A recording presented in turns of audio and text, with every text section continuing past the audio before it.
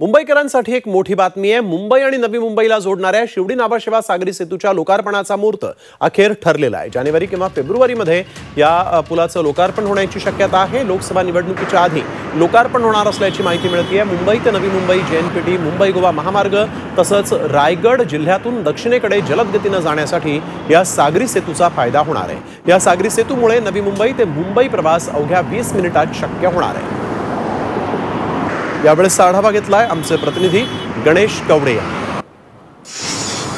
मुंबई नवी मुंबईचा प्रवास वेगवान करण्यासाठी मुंबई ट्रान्स हार्बर लिंक आहे तो बांधण्यात आलेला आहे। याच ट्रान्स हार्बर लिंकला अटल बिहारी वाजपेयी सागरी सेतू असं नाव देखील देण्यात आलेलं आहे।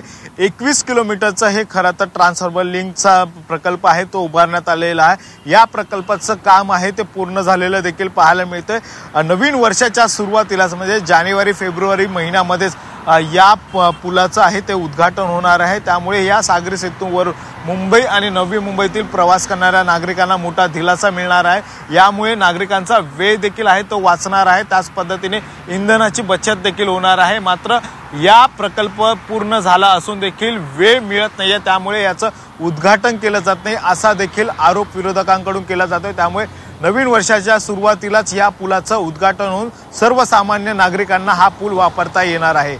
व्हिडिओ जर्नलिस्ट धीरज सह गणेश कवडे, जी 24 तास मुंबई।